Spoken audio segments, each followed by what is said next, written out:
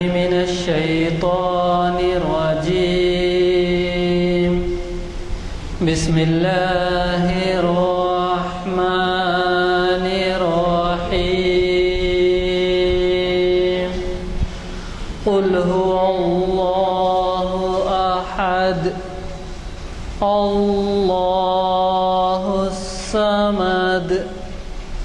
لم يلد ولم يولد ولم يكن له كفوا أحد. صدق اللہ العظیم. حضرات، جیسے کہ آج آپ واقف ہیں، آج ہماری شریعت انفارمیشن سروس کی 509ویں نشست ہے. مختصراً عرض کر دوں آپ سے کہ ہمارے ہاں ہر سال 45 نشستیں ہوتی ہیں. 52 ہفتے میں رمضان کے 4 ہفتے چلے جاتے ہیں اور 1-2 ہفتے کوئی تہوار وغیرہ یا کوئی حالات کے بگڑنے کی وجہ سے، تو 45 نشستوں کے حساب سے 10 سال تو 450 کے ہی ہو گئے. 10 سال کے 450 ہوئے. اب یہ 509ویں ہے، تو اس سال اندازہ لگا سکتے ہیں کہ ہم 12ویں سال میں داخل ہیں. یہ آپ حضرات کا تعاون ہے جس کی وجہ سے یہ محافل کامیابی سے چل رہے ہیں. حضرات، آج ہمارے درمیان ایک اسکالر ہیں مفتی سید الیاس ہاشمی ندوی صاحب، اور جیسے آپ واقف ہیں، ہم ہمیشہ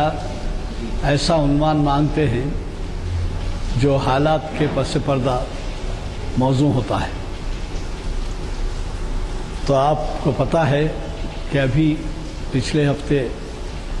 حج کی سعادتوں سے ہمارے حاجی فارغ ہوئے اور اب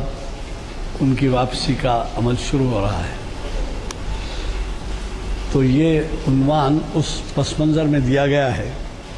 کہ حج کے بعد کی زندگی کیسی ہے، کیونکہ اللہ تعالیٰ جو ہے ایک حاجی کو گناہوں سے اس طرح پاک کر دیتے ہیں جیسے کہ ماں کے پیٹ سے بچہ پیدا ہوا ہے. اب اس کے بعد اس کا کام ہے کہ کس طرح سے حاجی اپنی زندگی کو کامیاب بنائیں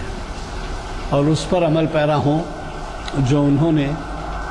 حج کی عبادت، حج کے فرائض کی تکمیل، حج کے ارکان کی تکمیل کے دوران کیا ہے. اگر وہ عملی زندگی میں اس کا سبق کچھ عمل پیرا نہ ہو سبق پر، تو پھر ظاہر ہے کہ اللہ تعالیٰ ہی جانتا ہے کہ وہ حج کیسے قبول ہوگا. حج تو قبول ہو چکا ہوتا ہے جب آپ اپنی حرکتوں سے، تمام برائیوں سے پاک ہو جائیں گے اور ایسے عملی میدان میں زندگی رکھیں گے. تو ضرورت اس بات کی ہے کہ اس وقت سے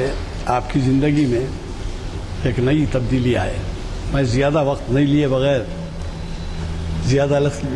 بغیر کل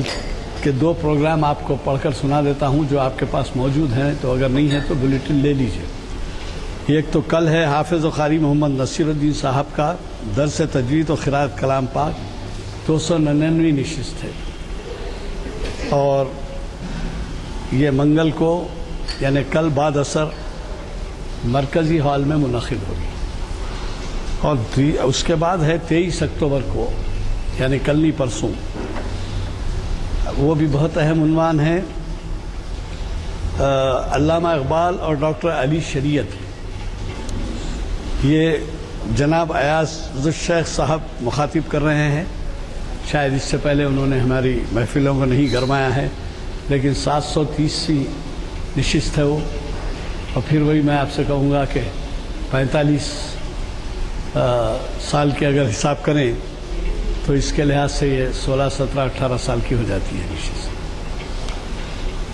تو میری گزارش رہے گی کہ آپ حضرات اس سے ضرور استفادہ کریں. یہ جناب ایاز شیخ صاحب کا پہلا ہمارے پاس خطاب رہے گا لوگوں کو ساتھ لیتے آئیے. یہ 23 اکتوبر چہارشنبہ بعد نماز عصر اسی جگہ، اور جیسے آپ واقف ہیں عصر کی نماز 4:30 کو ہے.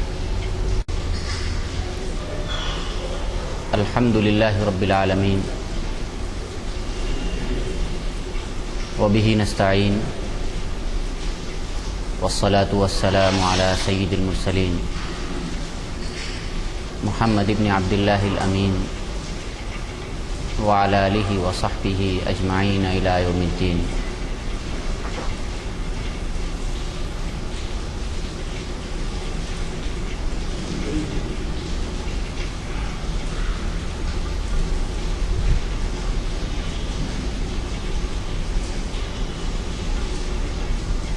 کنوینر اجلاس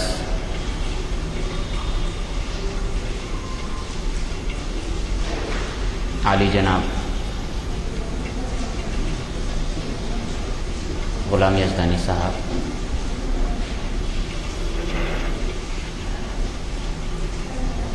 و دیگر معززین و سامعین کرام،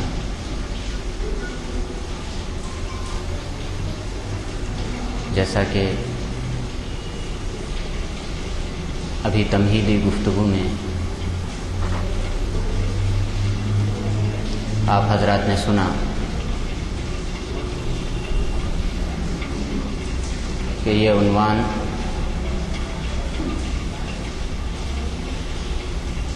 وقت کے تقاضے کے عین مطابق ہے، اس لیے کہ مناسک حج سے فارغ ہونے کے بعد حجاج اکرام کے قافلے پابہ رکاب ہیں.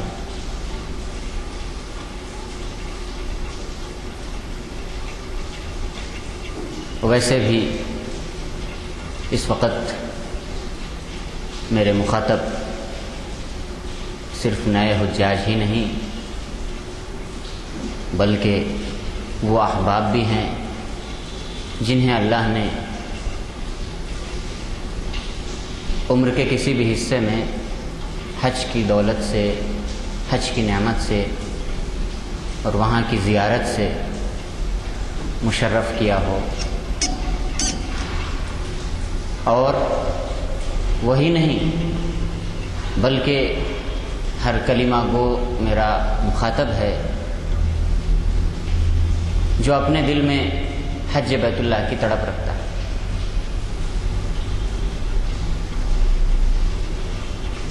حج اصل ہے کیا،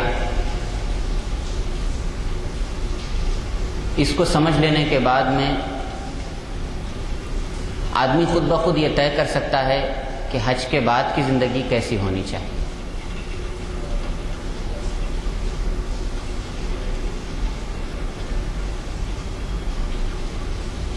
سامعین محترم، حج انسان کے جذبہ عشق کی، وہ عشق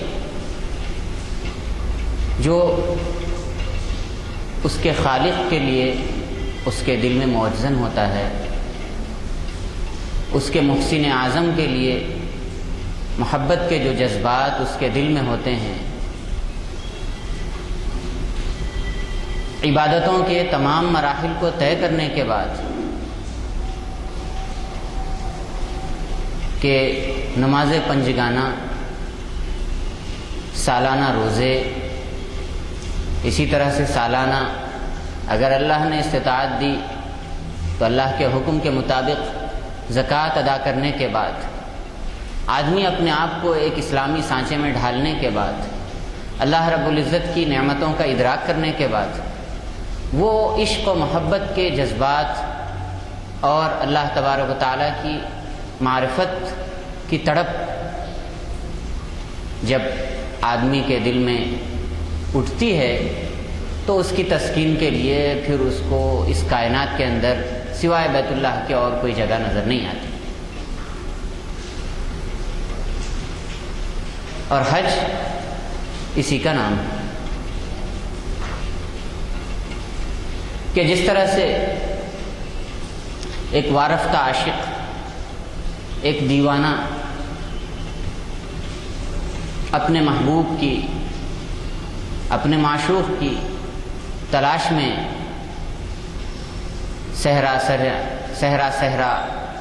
جنگل جنگل پھرتا رہتا ہے، اور اس کے بعد میں جب اس کو وصال نصیب ہوتا ہے تو اس کے بعد جو اس کی کیفیت بدلتی ہے، یہی کیفیت ایک حاجی کی حج کے ادائیگی کے بعد ہونی چاہیے۔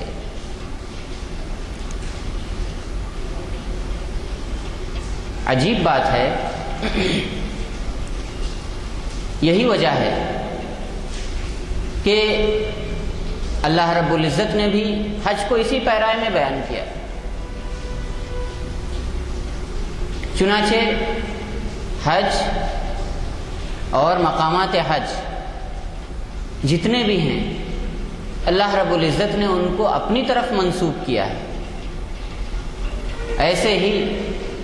جیسے محبوب کی چیز بھی محبوب ہوتی ہے، اللہ رب العزت نے ان جگہوں کو اپنی نشانی فرمایا،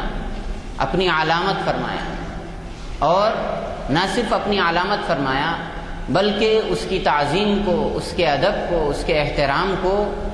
دل کی صفائی اور پاکیزگی کی علامت قرار دیا۔ چنانچہ اللہ رب العزت فرماتا ہے وَمَن يُعَظِّمْ شَعَائِرَ اللَّهِ فَإِنَّهَا مِن تَقْوَى الْقُلُوبِ، کہ جو شاعر اللہ کی عظمت کرتا ہے، اس کی تعظیم کرتا ہے، تو یہ انسان کے اندرون کی پاکیزگی کی دلیل ہے، یہ اس کے دل کے تقوی کی علامت ہے کہ وہ اللہ کی ان نشانیوں کی حرمت اور اس کی تعظیم بجا لاتا ہے۔ اسی طرح سے حج ایک ایسی عبادت ہے جس کے اندر سرتاپا عشق کار فرما ہے، عقل کا وہاں کام نہیں ہے۔ مثال کے طور پہ جو دوسری عبادتیں ہیں اسلام کی، نماز ہے، روزہ ہے، زکوٰۃ ہے، ان کا کوئی نہ کوئی عقلی مفہوم آدمی کو سمجھ میں آتا ہے۔ جیسے نماز کے اندر آدمی رکوع میں جھکتا ہے، سجدے کے اندر جھکتا ہے، قرات میں سورہ فاتحہ پڑھتا ہے، اس میں اپنی معروض پیش کرتا ہے، اللہ کے آگے رکوع اور سجدے کے اندر جھک کر اپنی عاجزی اور انکساری کا اظہار کرتا ہے، اور یہ کسی کے آگے جھکنا تعظیم کی علامت سمجھی جاتی ہے اور اپنی بے بسی کا اظہار سمجھا جاتا ہے۔ سمجھ میں آنے والی بات ہے۔ اسی طرح سے روزہ ہے، آدمی دن بھر بھوکا پیاسا رہتا ہے، تو اس کے ذریعے بہت سی ان چیزوں پر آدمی کنٹرول کر سکتا ہے جو کہ شکم سیری کی حالت میں اس کو حاصل نہیں ہو سکتی۔ پیٹ بھرا ہونے کے بعد میں بہت سی طرف نفس کا جو میلان جاتا ہے، بھوک کی حالت میں وہ چیز نہیں جاتی، تو روزے کا بھی ایک مقصود سمجھ میں آتا ہے۔ زکوٰۃ ہے کہ اس کے اندر غریب کی ہمدردی ہوتی ہے، یہ بات بھی عقل میں آنے والی ہے۔ لیکن جہاں تک مسئلہ حج کا ہے تو حج صرف اور صرف اللہ کی اطاعت اور اللہ کا حکم ماننے کا نام ہے، چاہے وہ چیز سمجھ میں آئے چاہے نہ آئے۔ مثال کے طور پر حج کے اندر کیا کرتے ہیں؟ طواف کرتے ہیں۔ ایک پتھر کی عمارت ہے، اس کا طواف کیا جا رہا ہے، حجر اسود کا بوسہ لیا جاتا ہے، پتھر کے چند ٹکڑے ہیں اس کا بوسہ لے رہے ہیں، یہاں تک کہ حضرت عمر رضی اللہ تعالیٰ عنہ نے یہاں تک کہہ دیا کہ انک حجر لا تنفع ولا تضر، کہ اے حجر اسود تو صرف محض ایک پتھر ہے، نہ تو نفع دینا تیرے ہاتھ میں ہے نہ نقصان پہنچانا، اور اگر میں رسول اللہ صلی اللہ علیہ وسلم کو تجھے چومتے ہوئے بوسہ دیتے ہوئے نہ دیکھتا تو میں بھی تجھے بوسہ کبھی نہیں دیتا، محض اتباع رسول میں تجھے میں بوسہ دے رہا ہوں، محض اللہ کے حکم کی وجہ سے وہ آدمی اس کام کو بجا لاتا ہے۔ اسی طرح سے دوڑنا ہے، بھاگنا ہے، سعی کرتا ہے صفا اور مروہ کے درمیان میں حاجی، تو کیا ہوتی ہے وہ؟ دوڑنا ہے، بالکل ایسے ہی جیسے کوئی آدمی یعنی بالکل دیوانگی کے عالم میں دوڑ رہا ہے، عقل میں آنے والی بات نہیں ہے، لیکن حج کا ایک رکن ہے۔ اسی طرح سے رمی جمار ہے، کنکری ماری جاتی ہے، کس کو بھائی؟ شیطان کو۔ شیطان کیا وہاں پر مجسم شکل میں موجود ہوتا ہے؟ نہیں ہوتا ہے، بس اللہ نے حکم دیا اور ایک علامت مقرر کر دی کہ اس جگہ پر رمزی طور پر، تمثیلی طور پر شیطان کو کنکریاں ماری جائیں۔ حالانکہ عقل میں آنے والی چیز نہیں ہے کہ ایک ستون کو آدمی پتھر مارے اور اپنے دل میں یہ کہے کہ میں شیطان کو کنکری مار رہا ہوں، لیکن اللہ نے حکم دیا ہے۔ اس وجہ سے آدمی ویسی وہ سب چیزیں، وہ سب اعمال انجام دے رہا ہے جو بظاہر عقل میں نہیں آتے اور عقلی طور پر اس کی کوئی توجیہ نہیں کی جا سکتی۔ تو اس وجہ سے حج ایک ایسی عبادت ہے جو عشق کے اندر دیوانگی کے اور جنون کے جذبے کو اور جنون کی حد کو پہنچنے کے بعد میں آدمی اس کا صحیح لطف لے سکتا ہے۔ پھر جب ایک بار وہ چیز آدمی کو حاصل ہو جاتی ہے اور اللہ رب العزت کے دربار میں جب وہ آدمی پہنچ جاتا ہے تو پھر اللہ کی طرف سے اس کے لیے جو کچھ نوازش کا اعلان ہو سکتا ہے وہ ہوتا ہے۔ چنانچہ اللہ رب العزت نبی اکرم صلی اللہ علیہ وسلم کی زبانی یہ اعلان کرواتے ہیں کہ من حج ولم یرفث ولم یفسق رجع کیوم ولدتہ امہ، رواہ البخاری، کہ جس آدمی نے بھی حج کیا اور وہاں پر فسق و فجور سے یا وہ تمام منافی امور سے جو حج کے لائق نہیں، حج کے زیبا نہیں، ان تمام چیزوں سے وہ بچتا رہا تو وہ ایسے لوٹے گا جیسے آج ہی اس کی ماں نے اس کو جنا ہے، جیسے معصوم بچہ ہوتا ہے کہ اس کے اوپر کوئی گناہ نہیں ہوتا ہے، اس کا نام اعمال بالکل صاف اور شفاف ہوتا ہے۔ اسی طرح سے اللہ رب العزت عرفات کے میدان سے جب حاجی یعنی اپنی دعاؤں کے ہاتھ پھیر کر واپس لوٹتا ہے تو اس کے نام اعمال بھی اسی طرح سے اللہ رب العزت دھو دیتے ہیں۔ یہ اس لیے کہ اللہ کے اس عشق کی آگ میں جل کر کے وہ بندہ اللہ کے دربار میں پہنچا ہے۔ اسی طرح سے ایک اور حدیث کے اندر اللہ کے رسول صلی اللہ علیہ وسلم نے فرمایا، حضرت عمرو بن عاص کی حدیث ہے،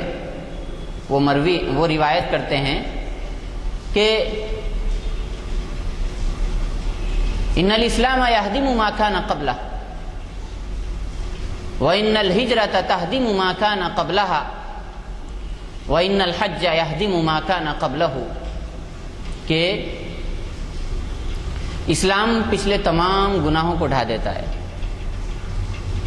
اسی طرح سے ہجرت بھی پچھلے تمام گناہوں کو ڈھا دیتی ہے۔ اسلام لانے سے پہلے جو کچھ بھی گناہ کیے، جب کوئی شخص اگر کلمہ پڑھتا ہے اور اسلام لانے کا اقرار کرتا ہے، اسلام کا اعلان کرتا ہے، تو اللہ رب العزت اس کی ان تمام چیزوں کو، اس کے نام اعمال کو صاف کر دیتے ہیں اور مٹا دیتے ہیں، چاہے کیسا ہی بڑے سے بڑا گناہ اس نے کیا ہو۔ اسی طرح سے ہجرت کے متعلق بھی یہی کہ جب کوئی بندہ اللہ کے دین کی خاطر اپنے دین کو، اپنے ایمان کو بچانے کے لیے ہجرت کرتا ہے تو اس کے بھی نامہ اعمال سے تمام گناہ دھو دیے جاتے ہیں۔ پھر اس کے بعد اس فہرست کے اندر تیسرا جو عمل نبی صلی اللہ علیہ وسلم نے اضافہ فرمایا وہ تیسرا عمل ہے حج کا۔ وَإِنَّ الْحَجَّ يَهْدِمُ مَا كَانَ قَبْلَهُ، کہ حج کی ادائیگی سے پہلے جتنے بھی گناہ ہوں گے اللہ رب العزت ان گناہوں کو بھی معاف کر دے گا۔ یعنی گناہوں کو ڈھا دینے کے اعتبار سے پورے ذخیرے احادیث کو اگر آپ کھنگالیں گے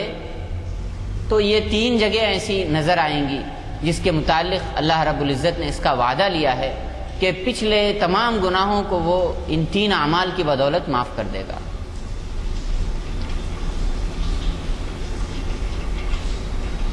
اسلام کے متعلق تو بات سمجھ میں آتی ہے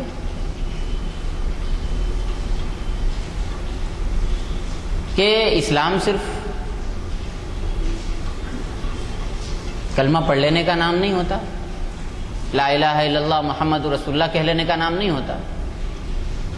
بلکہ اسلام نام ہے اپنے آپ کو مکمل طور پر حوالے کر دینے کا، اور اپنی پوری پچھلی زندگی کو فراموش کر کے، ماضی سے بالکل علیحدہ ہو کر کے ایک نئی زندگی کی تعمیر کا گویا کہ عہد ہوتا ہے۔ اسی طرح سے ہجرت بھی، آج تو ہجرت کی مختلف شکلیں ہوئی کہ آدمی معاش کے لیے بھی ہجرت کرتا ہے، آدمی سیاسی وجوہات کی بنیاد پہ بھی ہجرت کرتا ہے، اور آدمی کئی اور وجوہات ہوتی ہیں جس کی وجہ سے ہجرت کرتا ہے، لیکن ایک ہجرت وہ بھی ہے جو آدمی اپنے دین کو، ایمان کو بچانے کے لیے، یا دین اور ایمان کے اندر مضبوطی پیدا کرنے کے لیے اور ایک صالح معاشرے کی تعمیر کے لیے آدمی اپنے اس وطن کو چھوڑ دیتا ہے جہاں وہ پلا بڑا پیدا ہوا، اور اس نے اپنی عمر کی کئی بہاریں وہاں پر دیکھی، لیکن صرف اللہ کے نام کی وجہ سے اور اللہ کے یعنی دین کی بلندی کے لیے، یا پھر یہ کہ اپنے ایمان کو بچانے کے لیے کوئی آدمی اپنے وطن سے ہجرت کر رہا ہے۔ تو یہ جو ہجرت، یا صحابہ کرام رضوان اللہ علیہم اجمعین نے بھی جو ہجرت کی تھی، وہ صرف مکے سے مدینے تک کا فاصلہ طے کرنا نہیں تھا، وہ ایک شہر سے دوسرے شہر منتقل ہونا نہیں تھا، بلکہ وہ ایک فکری ہجرت تھی، مائگریشن آف تھاٹ جس کو کہتے ہیں، کہ آدمی کے ذہن کا سانچہ بدل جائے۔ یہی وجہ ہے کہ جب حضرت فاروق اعظم رضی اللہ تعالیٰ عنہ کو اسلامی کیلنڈر مرتب کرنے کی ضرورت محسوس ہوئی تو انہوں نے اسی کو بنیاد بنایا کہ ہجرت ایک ایسا عمل ہے جو کہ اسلام کے دونوں ادوار کے اندر، مکی اور مدنی زندگی، اور اسلام کی مغلوبیت اور غلبے دونوں ادوار کے اندر حد فاصل ہے اور ٹرننگ پوائنٹ ہے۔ تو اسی طرح سے صحابہ کرام نے بھی جب ہجرت کی تھی تو انہوں نے اپنے ذہن کا پورا سانچہ بدل دیا تھا، اور جو کچھ وہ مکے میں تھا ان کے ساتھ تھا، اس سب چیزوں کو چھوڑ کے آ گئے تھے، وہاں کی تہذیب، وہاں کے اثاثے جات، وہاں کی جائیداد، یہاں تک کہ وہاں کے افکار و خیالات بھی انہوں نے وہیں پہ چھوڑ دیے تھے۔ اس میں کوئی چیز کو انہوں نے مدینہ منورہ میں ساتھ نہیں لایا، بلکہ وہاں پر ایک نیا معاشرہ تعمیر کیا جس کی بنیاد صالحیت پر تھی، جس کی بنیاد صلاحیت پر تھی۔ تو دوسرا عمل ہجرت، اسی طرح سے اللہ رب العزت نے حج کو بھی فرمایا کہ جیسے اسلام آدمی کی زندگی کے اندر ایک تبدیلی کا مرکز بن سکتا ہے اور بنتا ہے، ہجرت آدمی کی زندگی کے اندر نقطہ انقلاب بن سکتی ہے، اسی طرح سے حج بھی ایک ایسا ہی عمل ہے کہ وہ آدمی کی زندگی کے اندر نقطہ انقلاب ہونا چاہیے، ٹرننگ پوائنٹ وہ ہونا چاہیے کہ آدمی کی حج سے پہلے کی زندگی اور حج کے بعد کی زندگی کے اندر نمایاں فرق ہونا چاہیے، اور جو اعمال وہ حج سے پہلے کرتا آ رہا ہے، جیسی زندگی اس کی حج سے پہلے رہی ہے، اس زندگی کے اندر اور وہ زندگی جو حج کے بعد والی زندگی ہے، اس زندگی کے اندر بڑا فرق ہونا چاہیے، اس لیے کہ اللہ رب العزت نے اس کو بخشا کے بھیج دیا ہے۔ اب اس کے بعد اپنے نامہ اعمال کو اسی طرح سے مینٹین رکھنا، یہ اس کے اپنے ہاتھ کی چیز ہے، اس کے لیے اس کو کوشش کرنا ہے، اور اب بقیہ جو رہی صحیح زندگی ہے اس کو اسی حساب سے گزارنا ہے کہ اس کا نامہ اعمال پھر سے آلودہ نہ ہونے پائے، اور پھر سے جو گندگیاں، جو برائیاں، جو خرابیاں اس کی زندگی کے اندر تھی، وہ چیز پھر دوبارہ اس کی زندگی میں نہ آنے پائے۔ اسی وجہ سے تو اللہ رب العزت اتنا بڑا انعام اس کو دے رہے ہیں کہ اسلام کے لانے کے بعد میں جیسی تبدیلی ہوتی ہے، ہجرت کے کر لینے کے بعد جیسی تبدیلی ہوتی ہے، اسی طرح سے تبدیلی حج کے کر لینے کے بعد، حج کی ادائیگی کے بعد ہونی چاہیے۔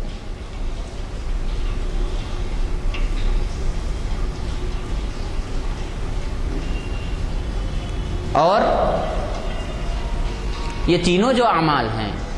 حج کیا ہے؟ حج اور حج کے جتنے مقامات حج ہیں وہ سب کے سب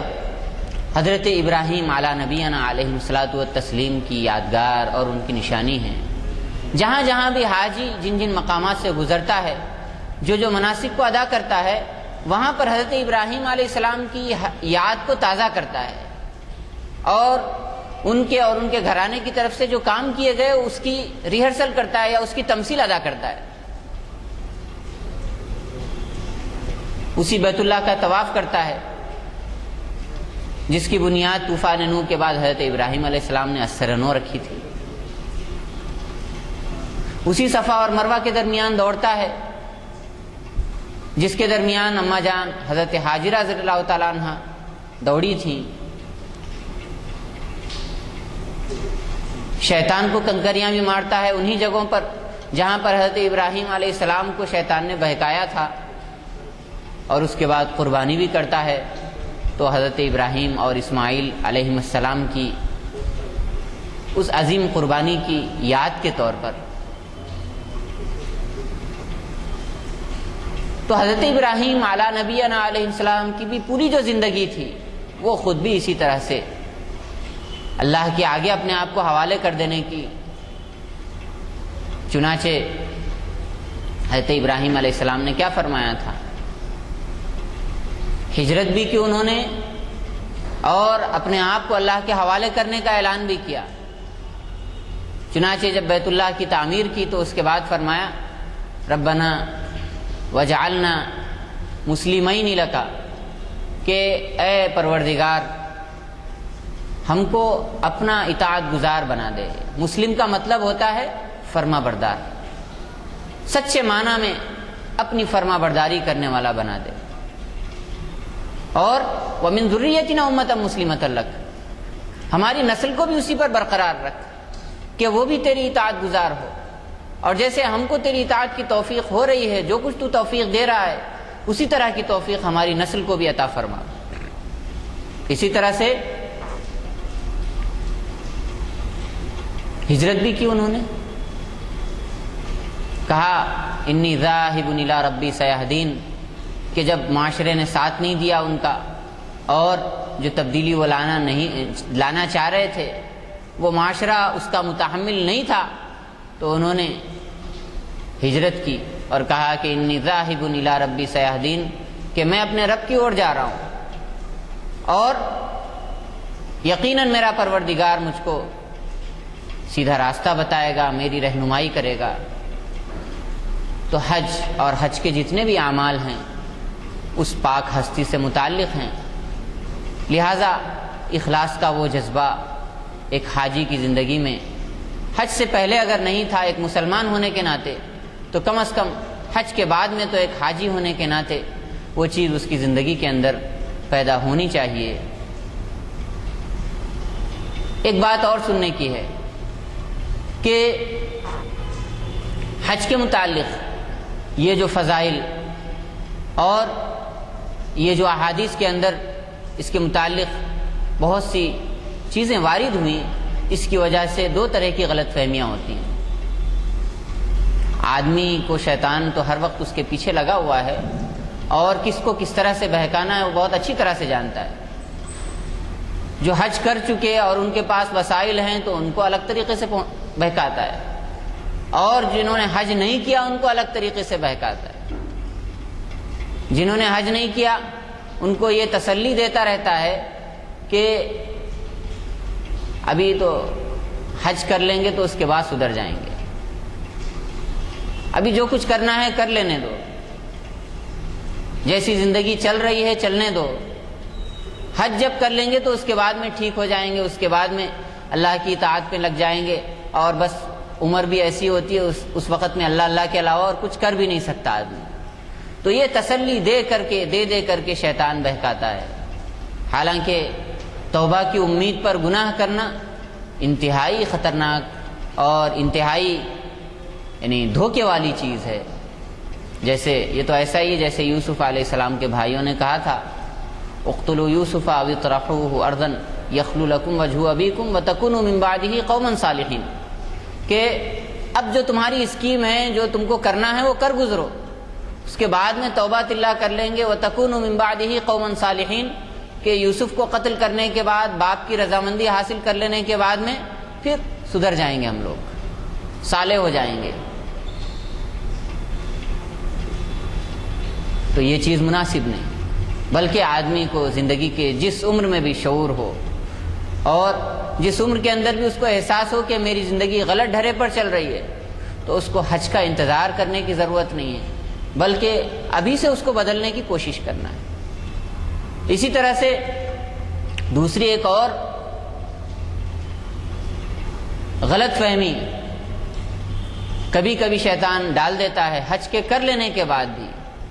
کہ وسائل ہیں میرے پاس، مال ہے، اور میں متعدد بار، ایک سے زائد بار حج کو جا سکتا ہوں، جیسے اب نامہ عمل دھلا کے آ گیا ہوں، اسی طرح سے اپنی زندگی پرانی ڈگر پہ چلتے رہنے دو، پھر سے حج کر لیں گے 2-4 سال کے بعد، پھر سے عمرہ کر لیں گے، پھر سے گناہ دھلا لیں گے، اور جیسے پہلے تھے ویسے ہی چلتے رہیں گے۔ ایسے ہی جیسے شب کو پی صبح کو توبہ کی، شب کو پی صبح کو توبہ کی، رند کے رند رہے ہاتھ سے جنت نہ گئی، بس ہر 2-4 سال میں ایک بار حج کی ایک ٹرپ کر لیں گے اور اللہ تعالیٰ نامہ اعمال دھوتا جائے گا۔ ایسا نہیں ہے۔ اللہ کے رسول صلی اللہ علیہ وسلم نے فرمایا ثلاث من کن فیہ وجد حلاوت الایمان، کہ 3 چیزیں جس آدمی کی زندگی کے اندر موجود ہوں، جو آدمی اپنے اندر 3 چیزیں پاتا ہو تو وہ آدمی کو واقعی ایمان کا چسکا لگ جائے گا، ایمان کی جو مٹھاس اور ایمان کی جو چاشنی ہے وہ اس آدمی کو حاصل ہوگی۔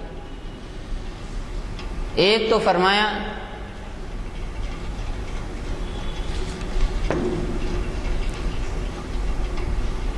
کان اللہ ورسولہ احب الیہ مما سواہما، اللہ اور اس کے رسول کی محبت ما سوا سے بڑھ کر ہو، اللہ اور اس کے رسول کے علاوہ کوئی چیز اس کے سامنے محبوب نہ ہو۔ اسی طرح دوسری چیز وَأَن يُحِبَّ الْمَرْءَ لَا يُحِبُّهُ إِلَّا لِلَّهِ، کہ کسی سے بھی اگر محبت کرتا ہو، کسی سے دوستی کرتا ہو تو وہ اللہ کے لیے دوستی کرتا ہو۔ اور تیسری چیز فرمایا کہ وَأَن يَكْرَهَ أَن يَعُودَ فِي الْكُفْرِ كَمَا يَكْرَهُ أَن يُقْذَفَ فِي النَّارِ، کہ ایمان کے بعد، اسلام کے بعد، ایک پاک صاف زندگی کے اندر داخل ہو جانے کے بعد پھر دوبارہ کفر کی گندگی کے پاس جانے میں، دوبارہ اسی آلودہ زندگی کے اندر دوبارہ ملوث ہو جانے میں اس کو ایسی ہی گھن آتی ہو جیسی کہ کوئی آدمی کو آگ میں ڈالا جا رہا ہو۔ تو میرے بھائی، جب ایک بار اللہ رب العزت نے بخش دیا اور نامہ اعمال کو دھو دیا اور تمام جو کچھ بھی اس کے اندر گندگی تھی ان سب کو ختم کر دیا، تو پھر دوبارہ اس نامہ اعمال کو آلودہ کرنا اور اس کو گندا کرنا ویسا ہی محسوس ہو جیسے آدمی کو آگ میں ڈالا جا رہا ہو۔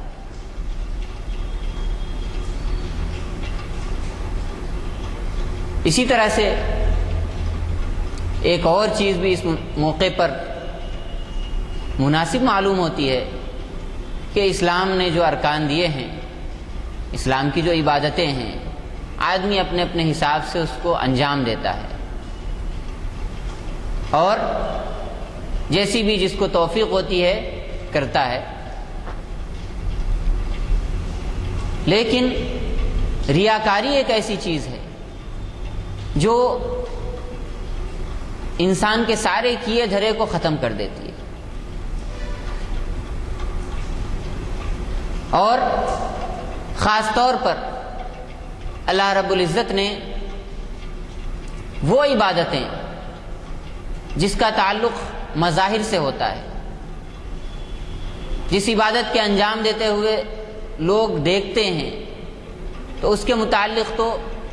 کچھ زیادہ ہی اللہ رب العزت نے ریاکاری سے اجتناب اور بچنے کی تلقین کی۔ چنانچہ حج کے بارے میں بھی ایک چیز سمجھ لینی چاہیے کہ جیسے دیگر عبادتیں ہیں اسی طرح سے حج بھی ایک عبادت ہے، تو دیگر عبادتوں کی ادائیگی کے بعد آدمی اس کو اپنے نام کا جز نہیں بناتا ہے، تو حج بھی اسی طرح سے کوئی ٹائٹل حاصل کرنے والی عبادت نہیں ہے کہ آپ کے حج کرنے کے بعد حاجی نام آپ کا ٹائٹل لگ جائے گا، حاجی فلاں صاحب یا الحاج فلاں۔ اس کے اندر ایک اعتبار سے ریاکاری کی بو آتی ہے، بلکہ بسا اوقات یہ تک بھی دیکھا گیا کہ باصرار اپنے نام کے آگے الحاج لکھوایا جاتا ہے، یا اگر غلطی سے کوئی لکھنے میں چوک جائے تو ناراض ہوتے ہیں کہ ارے بھائی ہم تو حاجی فلاں ہیں۔ تو یہ چیز مناسب نہیں، اس لیے کہ عبادت آدمی اللہ کے لیے کرتا ہے، مخلوق سے بلوانے کے لیے نہیں کرتا۔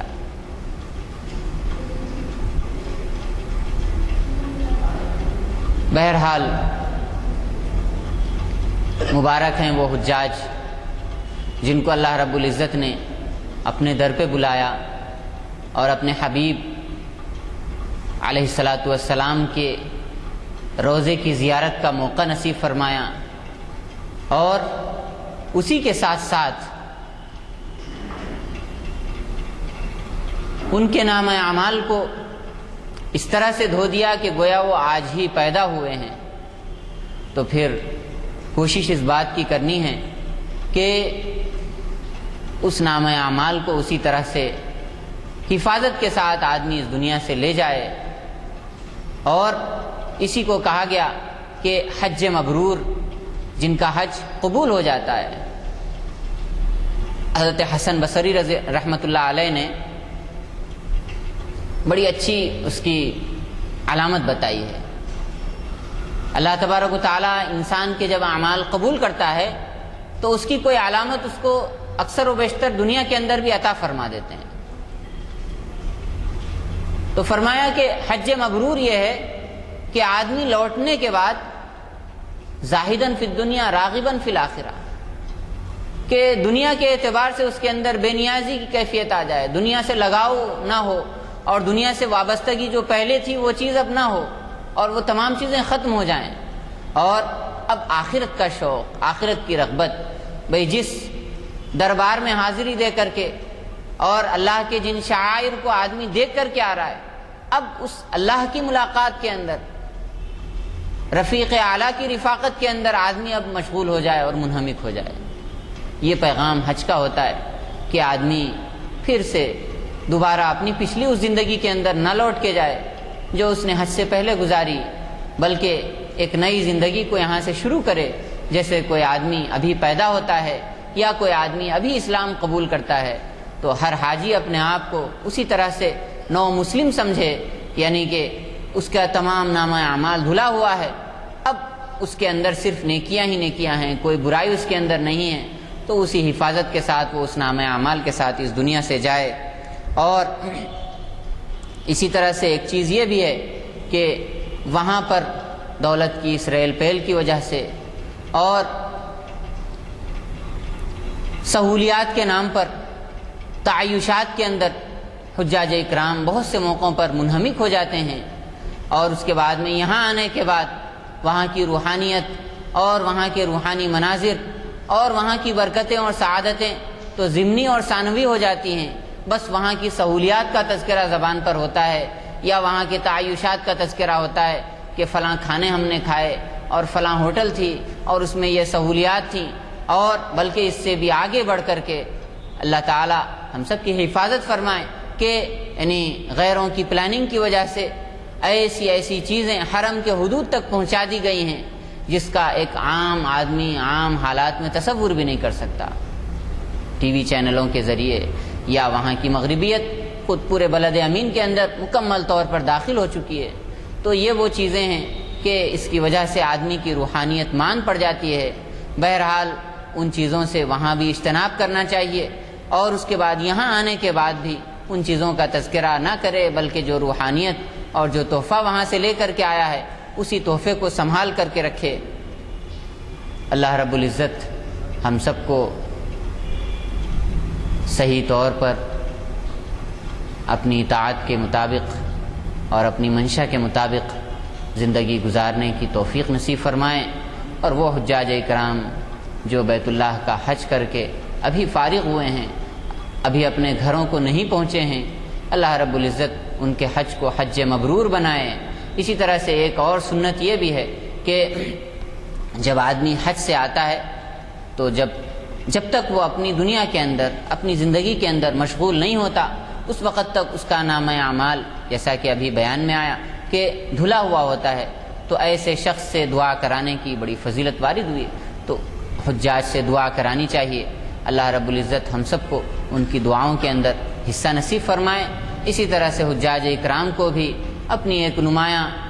نشان کے ساتھ زندگی گزارنے کی توفیق نصیب فرمائیں. اور ہم میں سے کسی کو بھی کسی بھی وقت حج نصیب ہوا ہے تو اب آگے کی زندگی کو اسی کے مطابق گزارنے کی توفیق نصیب فرمائیں. اور جن کو حج نصیب نہیں ہوا ہے اللہ رب العزت ان کو اس کی دولت سے مشرف فرمائے. وآخر دعوانا ان الحمد للہ رب العالمین.